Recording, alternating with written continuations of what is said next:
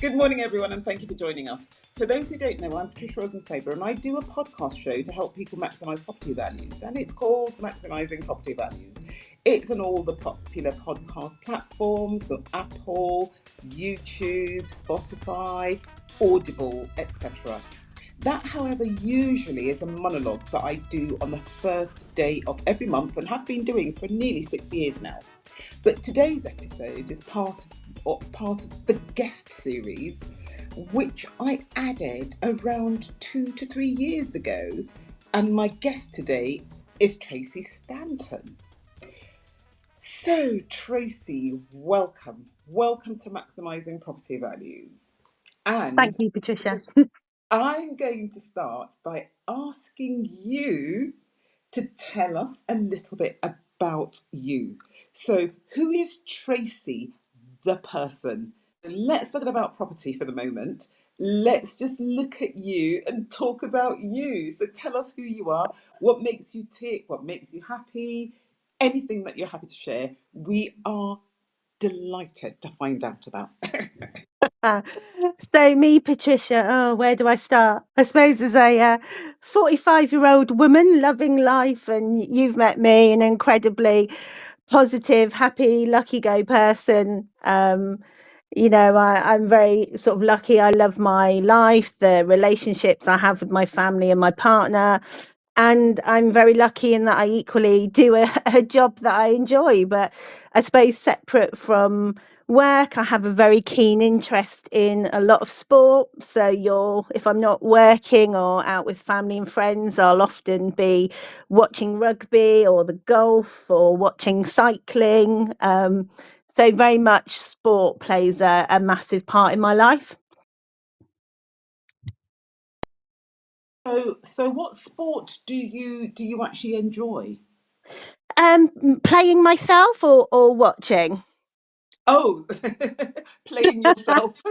I suppose myself participate. I don't tend to do too many sport like team games, because committing on a weekly basis to be part of a team when you're as busy with sort of work and personal life as I am is difficult. But do like to get out on my bike, and I like to run. And I suppose in my younger years, when I was a bit fitter, I've sort of taken part in marathons and doing cycling challenges for charity. So I still like to get out and walk and run now, but spend a lot more of my time on the sidelines watching rugby and watching the cycling as opposed to partaking. Great stuff, great stuff, great stuff. So what drew you to the housing sector? How did you become involved in property and what you do now? I mean, Before that, can you just yeah, tell me what you do now, what your role is, your job, and what you... yeah. So my role at present, I'm vice president of operations for the UK and Ireland for a global student brand called Yogo. So Yogo operate in sort of 12 different countries, and as a global business, we house about 80,000 students, and I'm responsible for sort of 28,000 of those students across 98 properties. So you now probably understand when I say my work keeps me very busy. Um, and I kind of fell into property, really. So from leaving university and, having done my degree and thinking, what am I going to do with life? I suppose like several people, you get out of uni and you instantly need money. So I kind of fell into working in retail full time, because I'd been working in a retail company whilst, alongside my degree. And so as soon as I finished my degree, they offered me a full time job. And so I spent years in retail. But in 2000 and sort of 13, I could see that retail on the high street was dropping off, that online shopping was more of a thing, and I just had to be realistic with myself and say, you know, I've still got a lot of working years ahead of me. I want to be in a business that I feel I can develop a career for myself. And I'm not sure that retail is going to do that for me anymore. So I had the opportunity to just move across to a hotel brand and be a operations manager for them at the time. So I kind of fell into hotels, was doing that for a little bit. And then the opportunity became available in my hometown. I was living in Bristol then, to actually work for Unite Students in their head office.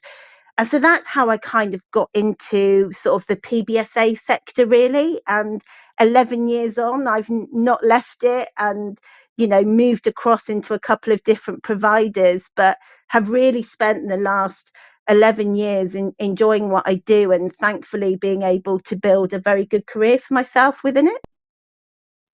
Do you know, that sounds amazing. So, from being an operations manager for a hotel, um, it literally just made perfect sense, didn't it, for what you're doing now? So, so people might think, oh, you know, what does that entail? But you know, you've shown me around, and I can see the amount of detail that you actually have to be aware of and to implement.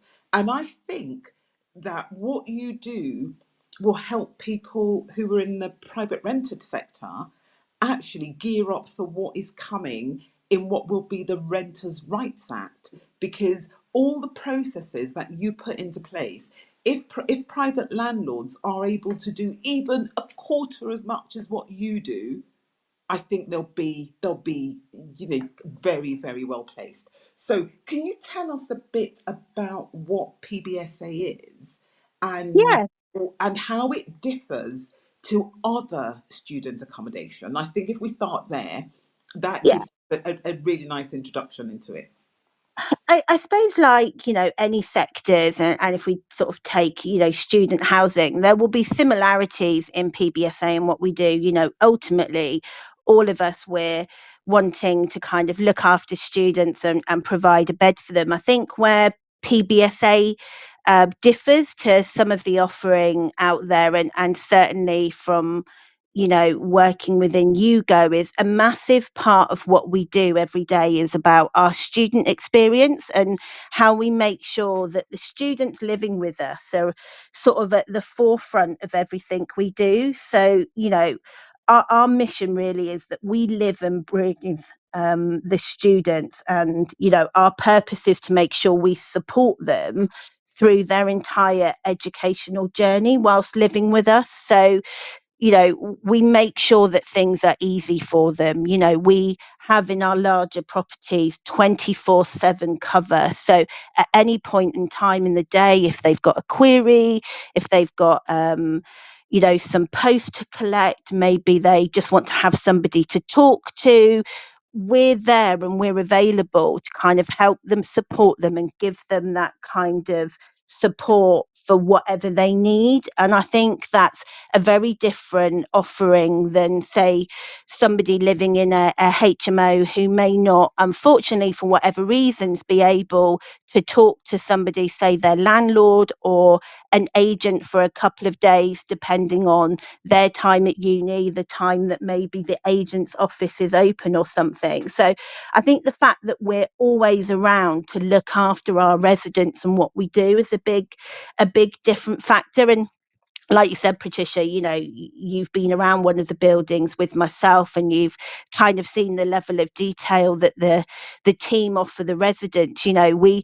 are constantly thinking about what can we do to make their lives better. So we put on various different events throughout the week that, you know, aren't just the days of, I suppose, 11 years ago when I first started in PBSA, of just putting a pizza and a beer session on and saying, oh yes, we're great, we're doing social events for our residents. You know, it's moved on so much more since then. And, you know, our program, which we call Live Your Best Life, we do various different events that are about, you know, not just giving people free food, but actually kind of helping them to learn life skills that will then help them when they leave the accommodation and actually go out into the sort of the big wide world. So we very much see that we play a massive part in supporting their journey through uni, but also helping their personal sort of journey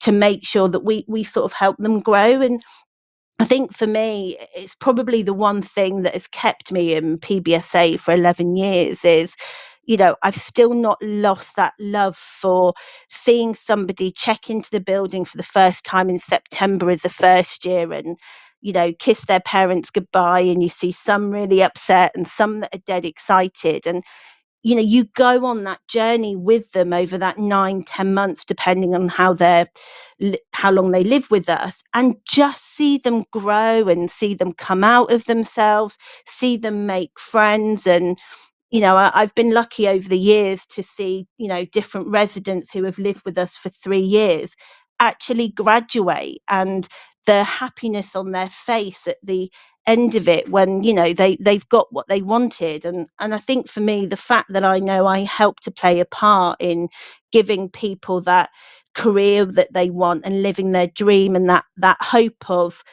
what's to come for them, it is what draws me and keeps me into this sector. Oh gosh, that just sounds really amazing. And as I said to you when you were showing me around, your students are lucky to be in your buildings. So just to I guess simplify things. So we've been talking about PBSA. So that is purpose built student accommodation for those who might not know. So when we talk about purpose built student accommodation, um, obviously it's designed for students, it's built for students, it's run for students, and that is its sole purpose. But can you just, again, I'm going to go back to some of the detail later, but in the meantime, can you tell us, just on average, how much it will cost to build a typical PBSA block or block?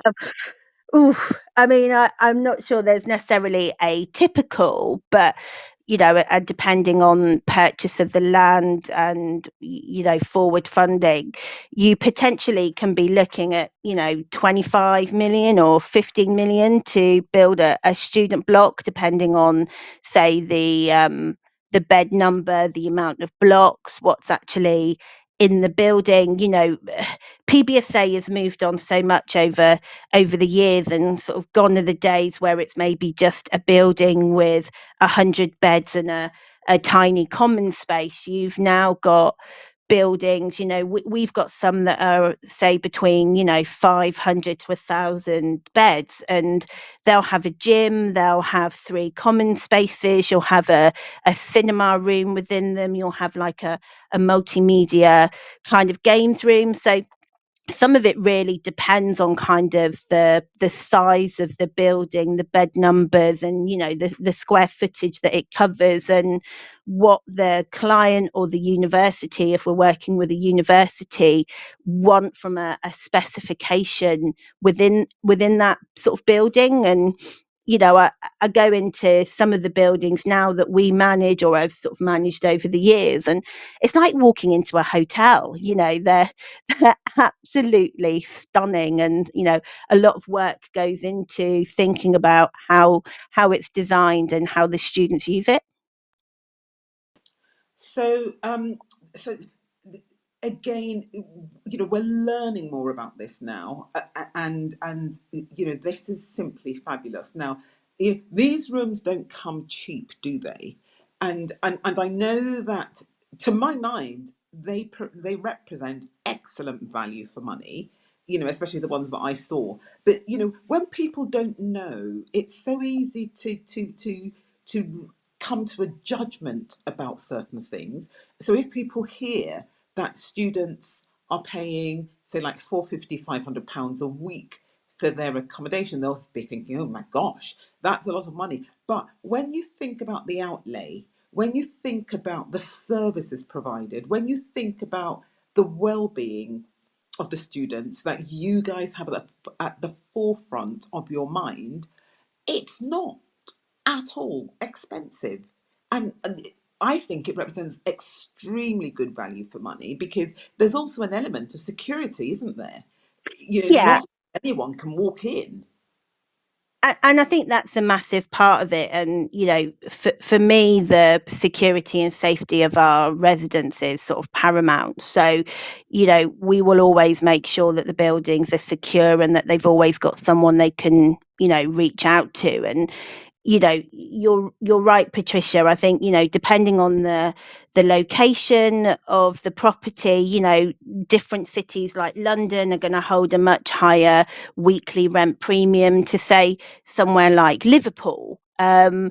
But whatever the sort of the weekly rent is, what we will try to do is make sure that we always look after the residents and we always keep them secure. And I think there's lots of hidden costs that maybe people kind of forget about when they think about PBSA versus, say, students being in a HMO or something like that, in that the fact that, if a student sort of forgets their key and can't get in at 2 o'clock in the morning, they're not calling a locksmith at £90 and waiting on the doorstep for 2 hours to come and, let them in. We have the staff there at site to be able to let that person straight into their room and make sure they're safe. We face the same HMO licensing charges. And for people joining the podcast who maybe have a HMO themselves, and you sort of think about what you're paying for one HMO to the council, we potentially have to submit on one building 60 or 70 individual HMO applications at the same cost for each application. We get the same council tax implications, and we're charged for when the room is empty or for those times in between the tenancy. So even if it's just like a week or 2 week turnaround, we will then get charged the council tax on those empty rooms. So there's a lot of costs associated to running a building that people don't necessarily see or don't maybe realise that PBSA falls into those. Part of us being a reputable and a good provider is that we sign up to things like the National Code and the PRS scheme. And with that, we have to make sure that we comply with legislation, absolutely 100%. And so again, with that comes a lot of additional costs of making sure that we do all the legislative works and that we've got records of that we keep absolutely immaculate health and safety records at site, that we do all our planned preventative maintenance. So there's lots of costings associated that side, but there's equally a large cost to making sure that there's that staff presence at site so we can do what we hold our values on, which is making sure we look after our residents. Oh, wow. That people just don't actually appreciate or realise, do they? So now, Tracy, if an ordinary landlord wants to become involved in purpose-built student accommodation, what routes, if any, might be open to them to allow them to maybe add to what they're doing now or move away from what they're doing now into that? What might they be able to do, or is it simply something that new people can't get into?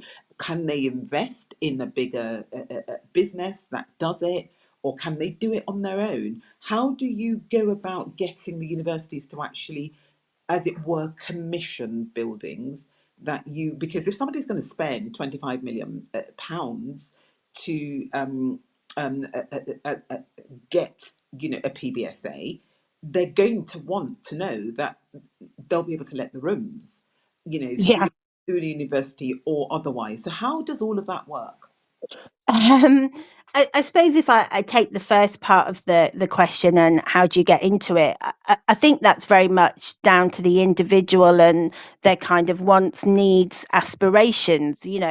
Again, if I think in the last 11 years of working in PBSA, I've worked with big businesses like Aviva and BP, who, you know, are big sort of investment funds. But I've equally worked with smaller independent sort of property developers who have literally just taken one building and that's what they've wanted to build. That's what they've wanted to then, you know, sort of have on their portfolio and run. So I think, you know, if you've got the money and you've got the plot of land and you've got the vision, you can kind of go about it. I definitely recommend that you speak with people in the industry and get advice on the kind of the consultancy of the building and that the kind of operations of it. And if you're trying to break into it very sort of early on and new, you know, take some experience from people that have been running the buildings to give you some, you know, day-to-day helps and advice and tips. But I think, you know, it is unfortunately about the money. It will be about what money you have behind you to kind of get into it, I think, is the first bit. And then I think from, you know, the second part of it, sorry, I can't remember what you said the second part was. So the second part was, how do you actually get a university to commission your building, to take you on, so that you? Yeah, and I think that's probably the difficult bit, and this is where, you know, universities will always want to make sure that they're working with someone where they know the residents are looked after, that you're aligned with their values, that you're able to prove what you do in the building, you know, your safety measures, how you sort of comply with the national code. And so I think coming into it yourself first off can be very difficult if you don't already have those university relationships. That doesn't mean that the universities will just kind of close the door and be closed off. But I think, you know, if you're looking to try and get university endorsement, you're better working with, say, a third party student accommodation provider, so say like ourselves at Yugo, or, you know, if I was going to mention others, because as they say, other brands exist, you know, you have people like Fresh Student Living out there who also sort of do third party management, because the university see us as the experts. They know how we run our buildings, and they're the ones that would be interested to have those conversations with us and allow us to kind of knock on the door. You know, we've got a lot of very good relationships with various sort of universities across the country, from sort of Bristol, Edinburgh, to working with King's and UCL in London. And so I think it would be very, very difficult if you were just starting out on your own with no connection to others in the industry, to just get a university to agree to sort of, you know, them giving you students for their rooms. They may agree to saying, okay, we'll give you a referral and advertise you. But if you're hoping to go down a route of getting any kind of nominations, I think the universities really want to make sure they work with recognised providers. Wow, and that makes perfect sense. So in terms of working with providers like Yugo, how would that go? So I guess somebody either has a building that they convert, or a building that they build, or that they construct, and then at what stage would it be sensible for them to maybe be talking to people like Yugo? I guess from before they start committing large sums of money. And then I what would would you say do? I would say have a conversation with us as soon as possible. You know, if you've got an idea and you've got a vision, and you're maybe looking at a plot of land, or maybe what we're seeing a lot more now is people are taking on an existing building that's maybe been operational for say 10, 11 years and is in need of a lot of capex and life cycle works, and they're sort of buying that building and wanting to renovate it, and then asking us to then sort of help them with the consultancy and manage it going forward for them. I would say get us involved as soon as possible. The earlier we are involved, the more that we can give you and share with you, the years of experience that sit within the business in terms of, there are a lot of people within, Yugo in particular, that have been in the industry for years. And so we've all got our skill sets and understand, different areas of the business. So the sooner you engage, the better, because we can talk to you about market information. We can kind of look at what the rentals you're suggesting on a weekly basis for that building and give you a steer for how that compares in the market. We can talk to you about the design. We look at how we set up the buildings to help with ESG and sustainability. So we can talk to you about, stupid things like the different shower heads you put in and how that kind of helps the planet from a water point of view, but equally kind of helps you with utility bills. So there's so much we can do and we can help with. And that's why we consider ourselves sort of one of the experts out there in the market, because we genuinely believe we can sort of help people take an asset and live and breathe their sort of views and dreams on that, and sort of help them manage the building and make it a success. Great stuff. So Tracy, so talk to you guys or somebody like you ASAP, and then regarding all that, this consultancy, how much might people be looking at to do it? Would it be on a percentage basis or a payment up front or a fixed fee, or how might that work? Do you know? It really depends on kind of what as an individual you're looking for and what you're after. So, you know, we will work with certain clients who will say, actually, we just want a bit of help and advice on the design of the building. And, we want a bit of sort of architectural design support. And we can just kind of do that. Or they may want help and advice around the kind of the CapEx projects.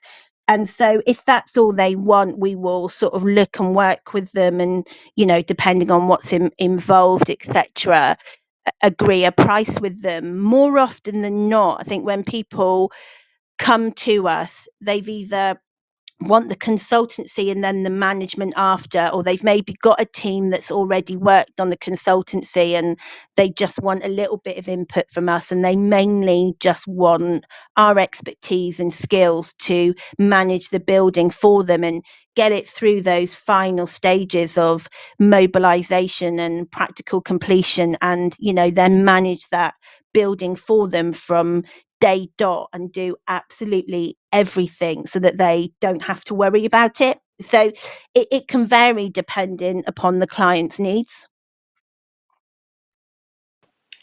Wow. Do you know, this is just so interesting.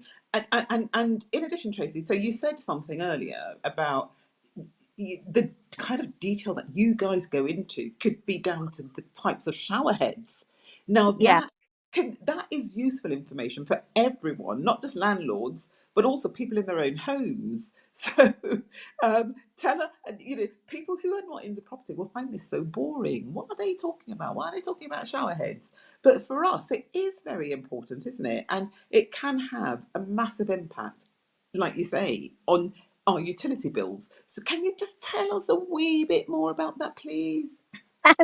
Yeah, I mean, I can't say I work that closely with the facilities guys on the ones they choose to tell you the exact model, but we will look at sort of the shower heads and sort of that flow through of water that comes through. So if somebody's got the shower water on full power, it will control the water that comes through, so they still get to have a really good shower and feel like they've had a nice time and they're clean, but it helps with the actual flow of the water so that not as much water is used through the shower head.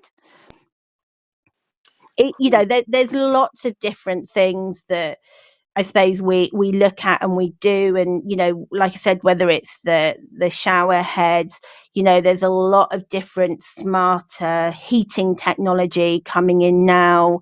You've got systems like Utopia, where actually you can have information on an app that gives you sort of details of what's being used in a flat, from it being a standard ambient temperature of say 20, and you can see spikes in their temperature.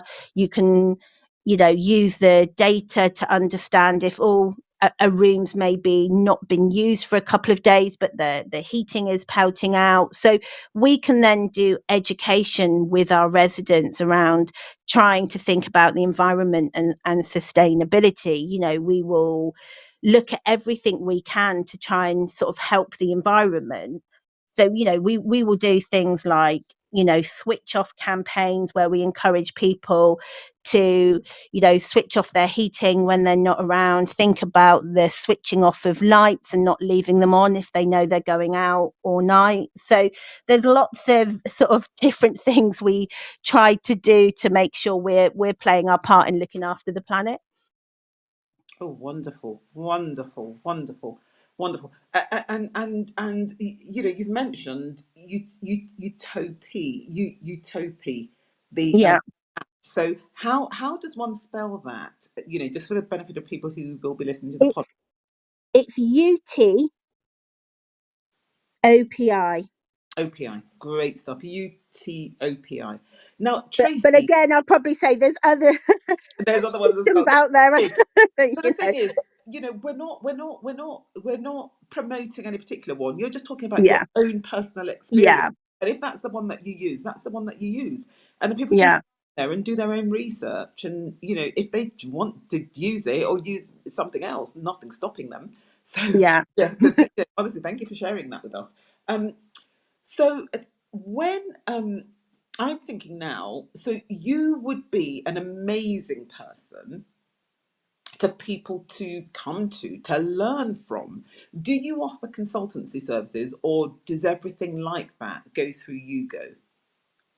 Yeah, so that goes through Yugo. So, if somebody was interested in having a conversation with us and talking to us about managing their building, I can give contact details for our sort of commercial team to kind of look at. I think what myself personally, I think I like to help people where I can in the property industry. I've been very lucky in the 11 years that I've been in it to work with some amazing, incredible women who really gave me that opportunity early on in my career to learn, to make mistakes, which has got me to the position that I'm in today. So I equally recognize about wanting to kind of pay that sort of back. And if, someone came to me and said, look, Tracy, just want a little bit of advice, a little bit of an opinion, more than happy to have a conversation with people.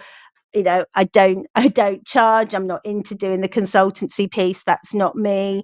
I have my job, which I'm fully focused on. And I'd always recommend, if you want lots of detail and information from people, reach out to the likes of Yugo, or reach out to a consultant that may be able to help you. But I will always try and help people where I can. If they reach out to me and say, let's grab a coffee, I'd love just to talk to you about PBSA. I'd love to talk to you about student experience, or I'd love to get your take on, working within the national code legislation. So, if people, depending on the level of advice people want, either reach out to a provider or a consultant. If you're happy to have a coffee chat for an hour or so, then always happy to try and share my knowledge from being in the industry with anybody. Oh, thank you, Tracy. And that's one of the reasons why I actually have a guest series, so that people can learn about what other people do. So tell us, Tracy, how can people get in touch with you? And I'm doing this in the middle, and we'll do this at the very end as well. So if people want to get in touch with you, tell us, what email address you'd prefer, your preferred social media platforms where you can be contacted. Clearly, you're also on Clubhouse. Now, Tracy's actually joined Clubhouse just for this podcast series. So thank you very much. So everyone, please do give Tracy a follow. And if you listen to this later on, please do come find her and give her a follow. And then Tracy, you're always welcome to come back. I have a room. I run a room usually. Do if you're free or you're bored or you don't mind coming, do just pop in and share even more knowledge with us about PBSA. But for the moment, please do tell us how people can get in touch with you. Yeah, and I'd say obviously I've joined Clubhouse now, so by all means contact me on Clubhouse, or people can find me on LinkedIn, and if you search for sort of Tracy Stanton or Hugo, I should instantly come up as the top search. So feel free to connect with me on LinkedIn and message me through there. Great stuff. And Yugo is Yugo, isn't it? That's Yes, yeah. lovely, lovely. So Tracy, now tell us. You've already shared with us that one of the things that gives you a lot of pleasure in doing what you do is when you see like the young freshers come in and then they leave after being with you guys for about 3 years, and there's a big smile on their face, and they're so much more confident. But can you also share with us perhaps a really, really funny episode that you might have had to deal with, stroke a not so good one? Because again, you see, a lot of people I find in property, they only want to listen to the rosy stories, as if what they're listening to is not part of life. And we all know that in life you have your ups and you have your downs, and all we can do is try and minimize our downs and maximize our ups. But it doesn't mean that we're not going to encounter both of them. So if you can recall any, and you can tell us about it, that would be amazing. Yeah, I mean, again, over the years, you see quite a lot, and I've always joked that when I eventually leave the sector, I'd kind of, probably love to write a book one day around, behind the kind of the scenes of PBSA and some of the things you see go on that I couldn't possibly share at this time in the morning. But I think you often see a lot of very funny stuff with maybe students getting dressed up for fancy dress parties at Halloween, and some of the outfits and the costumes, or if they're going to some of the uni socials. There was one many years ago where there was some damage to a property, and had to kind of investigate the damage. In order to do that, had to kind of view the CCTV, and then discovered that the damage was caused because a student decided to ride their bike down the middle of the stairwell in a property, and they were completely naked.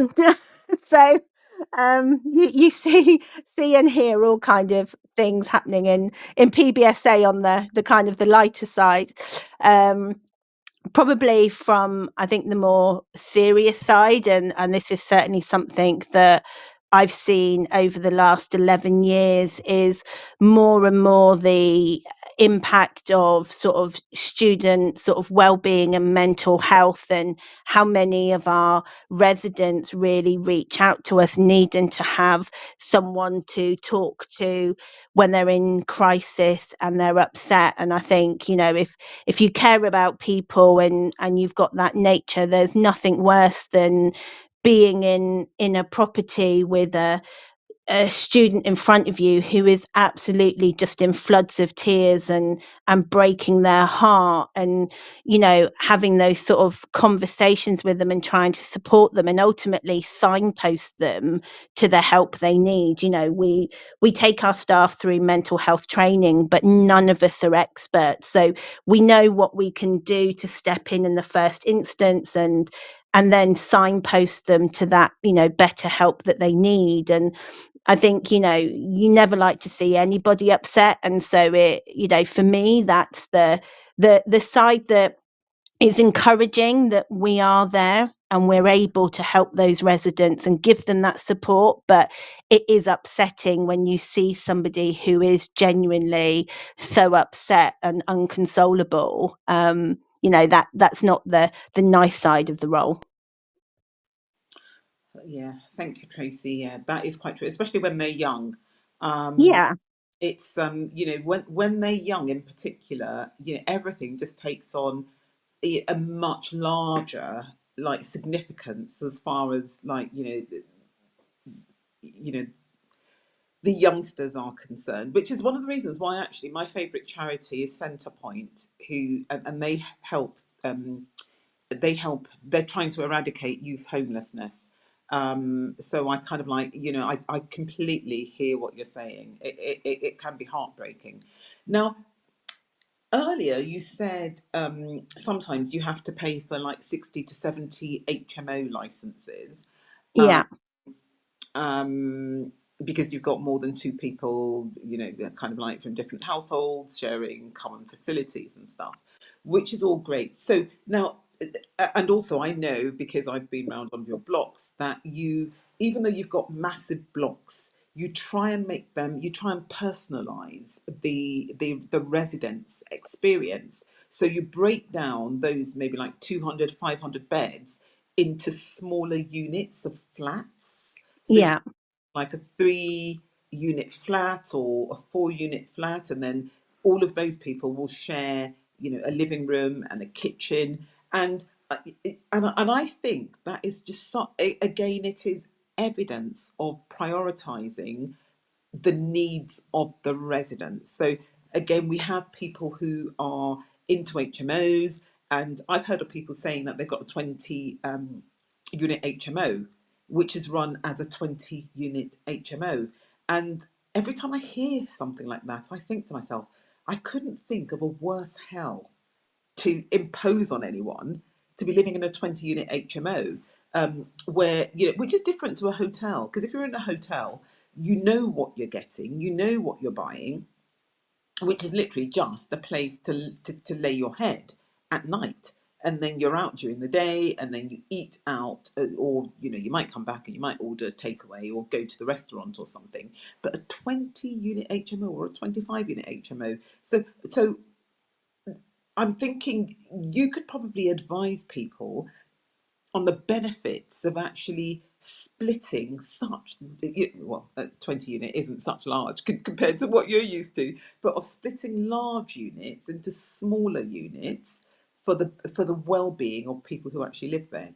Can you talk to us about that, please? Yeah, and I think for me, sort of, one of the sort of the ideal sizes is about, say 5 to probably 8, maximum. But if you went on sort of 5 is often a good number, because it allows for people to get to know their flatmates really well and be in an environment where it's not too overcrowded, where they're not having to share the kitchen and the facilities with so many individuals. And I think it just feels a nicer, kind of more personal space for them. And I think certainly when you think about maybe flat disputes and people not getting on, again, the bigger the amount of people in the flat, the more potential there is for that tension, for someone to be upset that the kitchen's not been cleaned or something's been taken from the fridge that was theirs. And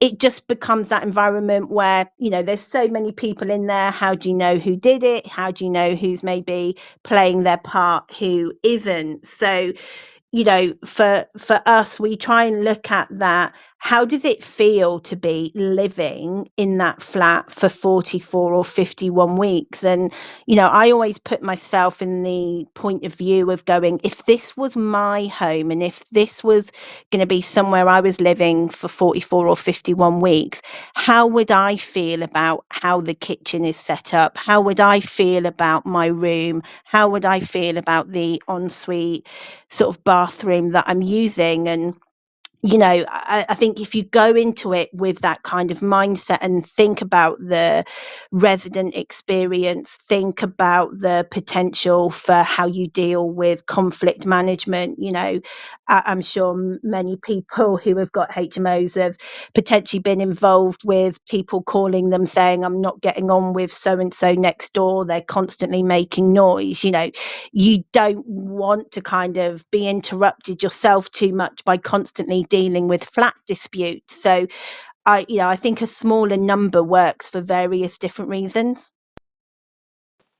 Great stuff. Yes, thank you. And we have a question here from Tiffany. So Rimus initially said 45 is still very young to do many sports, and that's what he tells himself.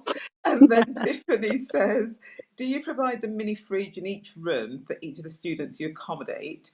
And Tracy, sorry, that you accommodate so that they have more control of their cold items. So we don't provide it in a typical ensuite room. You'll have a big fridge within the kitchen, and depending on the size of the flat and how many people are in there. So if it's say 6 people sharing a flat, you'll have 2 large sort of fridge freezers so that there's enough shelves and space for everybody to be able to store their belongings. And I suppose it, you know, still very much like it was 20 years ago, there's that element of trust of the people that you're sharing your kitchen with. We provide smaller fridges in our studio apartments, but not in our kind of cluster flats. But, you know, the technology is moving on so much now, in that, you know, we're involved in a development that we're mobilizing in Birmingham at the moment. And each student will have their own sort of fridge area that they will sort of put their fob key against, and only they can open that fridge. So, you know, more and more in technology is coming out that allows somebody to kind of maybe keep that independence or look after their belongings within that big main sort of kitchen setting. Oh, that sounds so interesting. So, the technology is just moving on so fast, isn't it? It's crazy. It blows my mind at times. Wow. I'm still trying to catch up. So,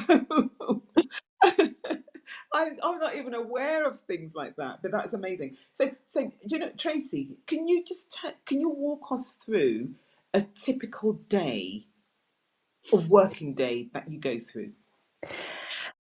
Oof. I think that's a difficult one. I'll maybe try and give you a bit of an idea. I suppose within my role and being ops through and through, there's, you know, never 2 days the same, and you never know sort of what's going to come up. And I always class myself as jack of all trades, master of none, because I think within ops in my role, I do a little bit of finance, I do a little bit of the kind of the property side, I do a bit of the health and safety, I do a lot on the student resident and support side, but I get involved in so many things. But you know, my day can typically start from being on the phone and talking about maybe some legislation change we need to do with the national code or the PRS scheme, or talking about what we need to look at with the renters rights bill coming through, to then going from that immediately onto a call with one of our major clients to talk about the performance of their portfolio. Because, you know, some clients that we have, they've maybe got 8 or 9 buildings with us, and so they just want to have a portfolio review, look at the performance, talk about the, you know, 5-year strategy for that building. I can then go from that to a call around talking about capex and working with other partners within the business and looking at what the 5-year capex and sort of asset strategy is for a building, to then, you know, going on to a call with one of the people in my team who I line manage and doing a one-to-one development review with themselves. And from that, potentially then get caught in, going to a HR meeting because I maybe need to get involved in a grievance or an appeal hearing or potentially an interview for someone we're bringing in. So I think my day can be so wide and varied in terms of what I get involved in and what I do. It's like nothing I've sort of ever done before. And again, I think this is what keeps me in the job and loving what I do, because I never know when I wake up in the morning or before I go to bed and I look at an email, what's potentially, going to come into my inbox or into my calendar for a meeting. And I like to get out into the properties. I'm someone that very much believes in being visual and being on the ground level with the teams. When I started in PBSA, like I say, 11 years ago, I had 3 properties and I was sort of looking after 800 beds. And I've never forgotten my roots in terms of how important it is that the people that are working within the business see the person that is leading them, sees the person that's trying to drive the strategy of the business along, and, roll my sleeves up and get involved. Every September, I make a point of getting out to help the sites do the turnaround of the building from the residents checking out to the new ones moving in. So I sort of try to factor within my day as well, making sure that I'm out and about, speaking to the teams, visiting the properties, understanding the different cities and the markets, while trying to squeeze those other meetings in between. Can you just remind us, Tracy? So, how many buildings are you looking after now, and how many beds? So 98 properties and just over 28,000 beds Oof, across the UK and Ireland. oof. Right. And okay, so mentioned something just a little while ago. Capex. What does that mean? So CapEx is just that kind of spend that you're doing on the building that you're not necessarily putting in as your kind of main OpEx spend. It's that kind of CapEx works that, so say you've had a building for 5 years and you're kind of looking at, okay, the carpets are getting old, the bed frames and furniture are quite tired. We will look at a CapEx schedule that says we're going to replace a percentage of carpets across the building every single year over the next 5 years. So we'll kind of have a capex budget that we assign money to that will sit separately from that daily or that sort of yearly, sort of monthly operational budget. So it just allows us to think about the future spend that we need to put into that property to make sure that we maintain it to a good standard, to make sure that it's still something inviting and nice for somebody to live in. And I go back to that principle I said about, I always try and put myself in the position of how would I feel if I had to live in this flat for 44 or 51 weeks. Amazing, amazing, Tracy. Because that is the bottom line, isn't it? If you're providing housing for people, why would you not try and put yourself in your tenant's shoes? Because we're all Yeah. human beings in different stages of life, clearly, but at the end of the day, our tenants are also human beings. So, putting them first has got to be a winning strategy. I'd have to say, and you guys are doing so well, at what you do. Can I just ask you though, in terms of pricing? So, how often do you look at your rents? Um, and So if they have to go up, how do you go about doing them? I guess you wait until the end, until a new intake comes in, but surely they have to know how much they're going to be paying before. yeah. Yeah. So we will go through a rent setting process sort of once a year where we will look at the markets, look at our sort of performance for that year, understand you know, what our competitors are pricing their accommodation in the market, we'll look at sort of our offering compared to others, and we will put some rentals together. And we sort of put a whole proposition document together, which we will then talk through with the client. But we're very clear and transparent with the resident around, this is your rent, this is what you pay. You know, in certain locations, you know, we may be governed by legislation on, you know, what the rental increase can be. So in Ireland, for example, we'll have the rent-free kind of rent-free zone. So, you know, we can say only take it up by what we're stipulated by, and that could be, say, 1.7 or 1.8%. But we will look with the client at what the market is at that point in time, you know, take into account the running costs of the building. But we will typically go through that process once a year. But I think what makes it easy for our residents, we're very clear and transparent on our website around, this is the price you pay each week, and that includes your utilities, that includes your Wi-Fi. So they have that safety and security from a budgeting point of view of, I know this is my outlay, and I'm not going to pay this for my rent and then all of a sudden 3 months later get a massive utility bill, or get a bill through for the Wi-Fi, or get a bill for, like I say, the locks or the security.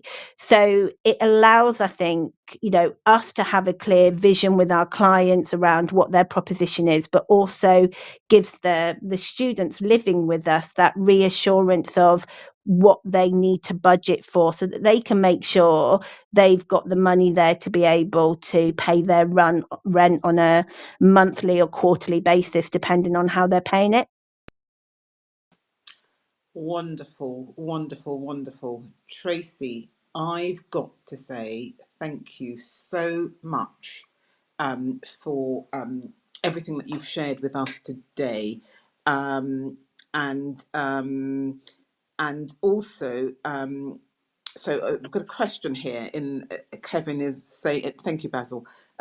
Kevin is saying, so join late, which she works for Yugo, YUGO, and I was just about to go into how you can contact Tracy if you need to. So on a no, you know, strictly no liability basis, Tracy is happy to talk to people, you know, for a short period of time, maybe like 30 minutes to an hour. If you need, like, you know, signposting, so that you can go to somebody who may well be able to, you know, act as a consultant for you. And you can contact Tracy either on Clubhouse, so look for Tracy Stanton, or you can find her on LinkedIn. Again, look for Tracy Stanton, or Yugo. So if you go onto LinkedIn and you search for Tracy Stanton, or you search for Yugo, YUGO, she will be, you know, one of the top 4 or 5 kind of like listings that come up, and you will be able to contact her via there.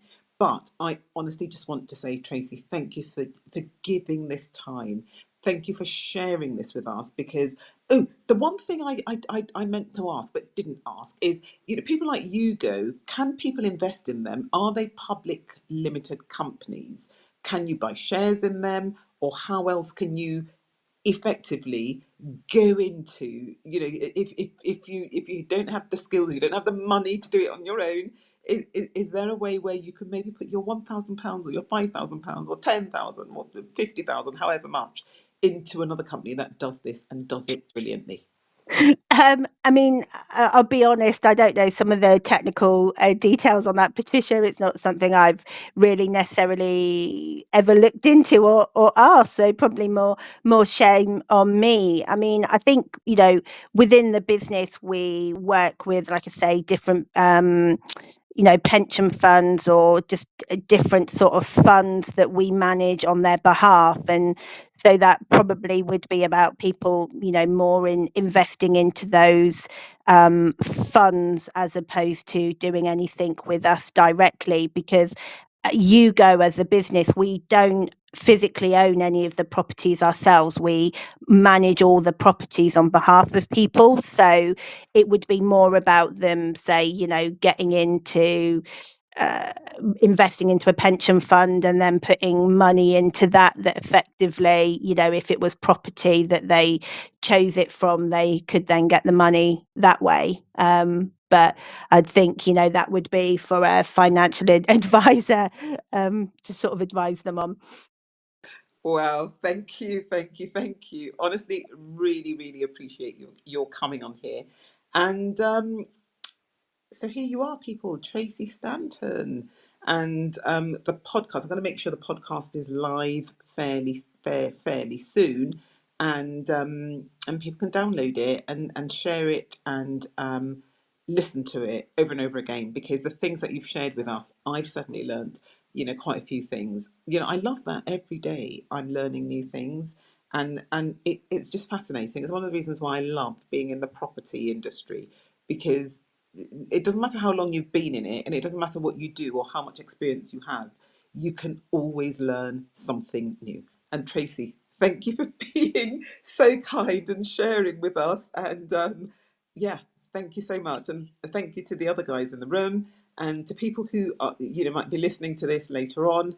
I hope you enjoy it. And like I've said, if you've got any questions that you think Tracy can help you with, but please don't try and pick her brains, in lieu of employing a consultant. But she's more than happy. She's generous, so let's keep it that way. And Tracy, you're always welcome to come and join me in my Thursday room on 8:30 to 9:30 if you're free and you're available anytime. Yeah, and thank you, Patricia, for sort of inviting me today, and it's been great to kind of catch up and chat with yourself, and I hope that sort of people listen to this and find it interesting or and informative. So yeah, thank you very much for your time today.